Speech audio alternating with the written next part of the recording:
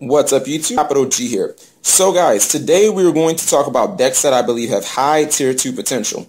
Why am I doing this video now? Okay, well the reason I'm doing this video now is because I think that right now is the prime, it's the peak time for rogue decks. At the beginning of the format, you're generally going to have about 3 decks that most people will flock to.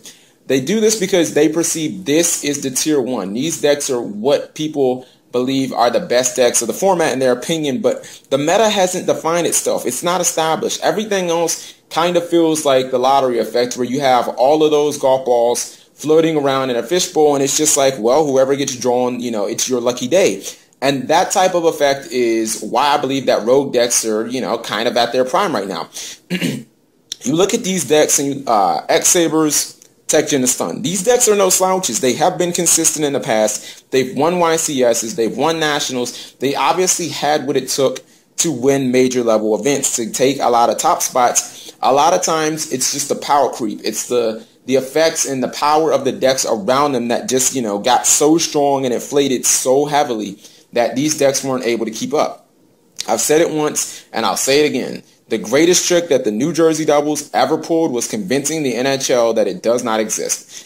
And I think that that theory holds true. I mean, you can take these decks to events like YCS Toronto, to regionals for the first month of the format, and I mean, flat out, you'll just be able to steal games away because your opponent either isn't expecting it, they're not prepared for it, they don't have the proper side cards, and a lot of times, a lot of people haven't played these decks in so long that they've forgotten how to play against them.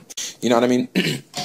First, let's start with Tech Gen and Stun, a deck that I am always comfortable and familiar with. Tech Gen and Stun really hasn't changed that much. Outside of losing the Tengu, the deck just added copies of Beast King and Photon Saber Tiger to basically pick up the slouch. They're not as good because they don't present the same exact field presence, but when you put them under skill drain, they get a lot better than Reborn Tengu ever did. The reason that TG Stun, in my opinion, wasn't heavily played last format is because it had 2 nightmare matchups. One being Dark World. That deck hasn't lost any consistency. In fact, it's just gotten better, so we'll just have to deal with that. The other was Chaos Dragons, and quite frankly, I mean, if you don't consider Chaos Dragons to be bad, then we can both agree on the fact that what you're playing right now in this format is a far cry from what the deck was before. And if you're looking at that and you're taking the tier 1 just into perspective, I think that TG Stun has a very good chance of being playable for, you know, maybe the first couple of months of the format. Let's just consider, for argument's sake, the tier 1 to be established as Heroes, Dino Rabbit, Dark World. Those are probably the 3 decks, if you ask a majority of competitive players, what they would consider to be the tier 1.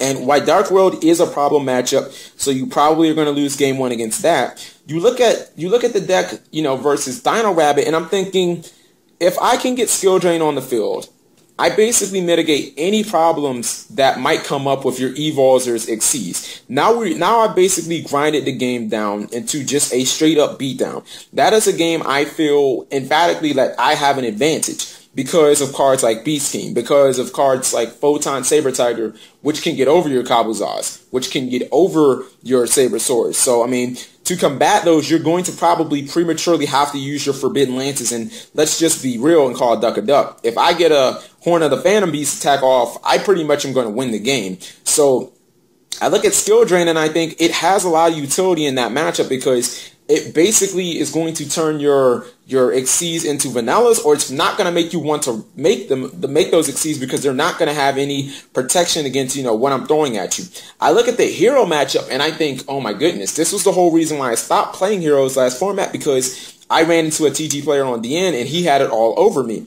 You know, I look at skill drain that they might be running and it's not going to hurt my deck at all. In fact, again, it's going to present the same type of problems that Dino Rabbit has, where your big monster, the biggest threat that you have in your deck, E-Hero the Shining, he now becomes a 2600 monster. He still gets his effect. There's nothing we can do about that, but guess what? My Beast King can now attack over him. You don't have any monsters that can get over my 3000 Beast King. If I summon a Photon Saber Tiger and I put a Horn of the Phantom Beast on it and he's 28, you don't have any monsters in your deck outside of Great Tornado, and if you're making Great Tornado, you're probably in very bad shape. That can get over my Photon Saber Tiger. I mean, all your monsters become very small. All my monsters basically retain their size, and a card like This, a card like Horn of the Phantom Beast, you just can't account for it. You know, it creates all types of problems where if I summon a Photon Saber Tiger and I attack into your Neos Alias, guess what? You have to use removal, and if I get that Horn off, I mean, it's basically good night. I look at some of these cards, and I put them in yellow because they're like caution. I look at cards like Torrential Tribute and Mirror Force. Mirror Force now being at 2. We're going to probably see in the beginning of the format that a lot of people are going to want to test this out. I think in TG, and I'm thinking, be my guest. Come at me, bro, because we have cards like Starlight Road. So, not only is Starlight Road going to already combat cards like Torrential Tribute and Dark Hole, but now if you're throwing in copies of Mirror Force, it's just going to make me feel even better, because if I have Starlight Road, chances are, me getting that +1 and a Stardust on my field, I'm probably going to win. But even in addition, you always have to remember, the entire TG engine floats. So if for some reason you do get that Mirror Force off on my attack with a TG Rush Rhino and a TG Striker, you're still technically going neg. I'm not going to be phased at all. So I look at TG and I think all the monsters float. I have a dominating hero matchup. I have a very good Dino Rabbit matchup.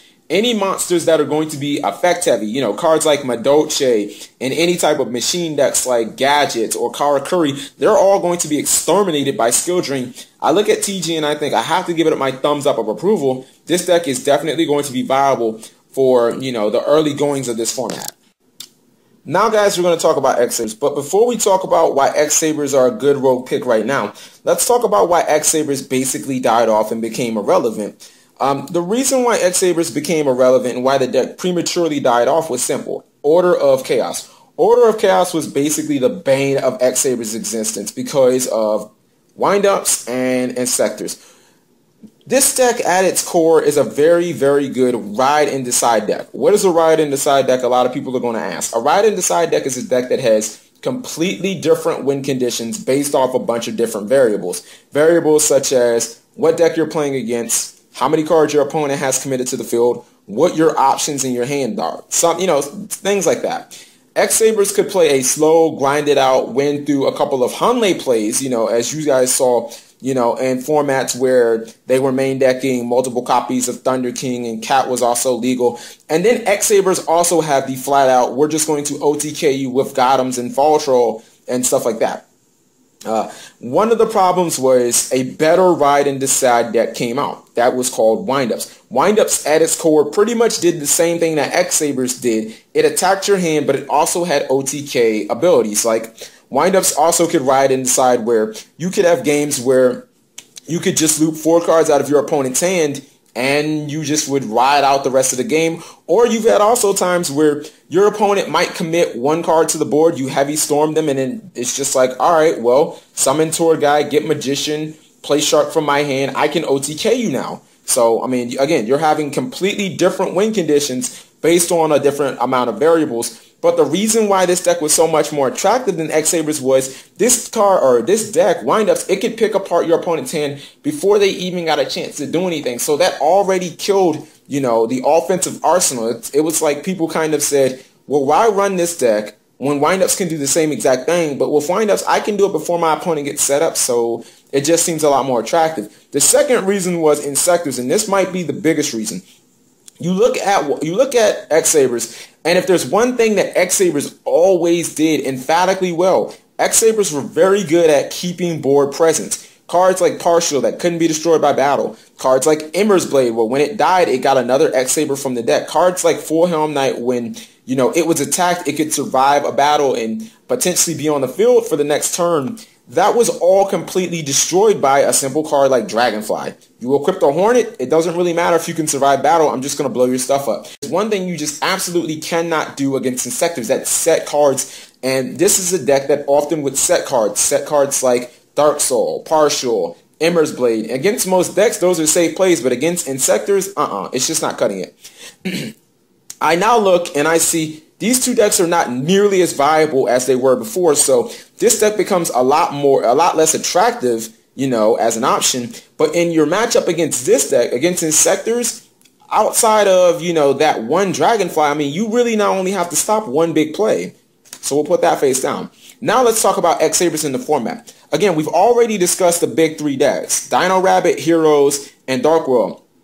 I think that the Dino Rabbit matchup might be a little more 50-50 than this deck would want, because Lagia is a card, and it's a card that basically will poo-poo all over this deck. But I look at the hero match, and I think, I mean, back in the past during the X-Saber format, this was a very, very favorable matchup. Cards like Trap Stun, I mean, if that hero player overloads their backfield, you flip over a Trap Stun. I mean, I really hope you have Gemini Spark or Book of Moon, because my Hunley is basically going to wreck your field. Now, it does hurt that you lost Baronic, because what Baronic was a very easy out to cards like the Shining. But I still see this as a very good matchup, simply because of back row removal. I think if hero players are playing that OTK variant, then, you know, you can shut them down with a Veiler, you can, you know, stop them with a Gorz. But if they're playing a deck that's very back row heavy, cards like Trap Stun with, you know, Torrential Tribute being at 2, with Mirror Force being at 2, Trap Stun's going to put in a lot of work this format. I look at the Dark World matchup, and I think a lot of people don't realize how good this matchup is. Don't ever forget how much utility the Naturia Synchros give a deck. You know, I'm talking about decks like Six Samurai, Karakuri, and X-Sabers. Being able to shut down all spells, I mean, people forget that this deck can make Naturia Beast. If I get a Naturia Beast, maybe turn 2 against Dark World, excuse me, how are you going to use your card destruction? How are you going to use your Gates of the Dark World? How are you going to use your drag downs and your upstarts? I'm just going to basically negate your entire deck. I mean, the plays that you're going to have are not going to be there. Dark World is a deck where a good majority of that deck is spells. I mean, that's where the deck gets a lot of its speed from, being able to constantly every turn activate that Gates and draw more cards. I look at cards like Hunley, and Hunley is absolute death for Dark World. I mean, you flip over a Trap Stun, you activate Hunley, okay, say goodbye to your Gates of the Dark World. Say goodbye to your Skill Drain. Say goodbye to your Dark Smog. Say goodbye to all those cards that you thought you might be able to save up. I look at a card that, again, I think a lot of people have forgotten or broken, Mind Control. Xyz is definitely going to help X-Sabers. The reason I say this is because this deck can basically, because it has tuners that are level 2 and 3, I mean, this deck can basically use Mind Control and make just about anything under the sun. So I look at Mind Control and I think this helps in a lot of those rogue situations. I mean, it might help me take your Stratos and potentially make a Mistworm, you know, for an OTK push or something like that. So I think that X-Sabers, because of cards like Trap Stun, which I think are a lot more viable in this format, the Naturia Synchros, and its very good favorable matchups against Dark World and Heroes, I think that this deck becomes a lot more viable. Bad word in the wrong time. So I want you guys to let me know what you think about these two picks, and maybe you have another deck that I didn't talk about, and maybe you think that it's very viable or variable in this format.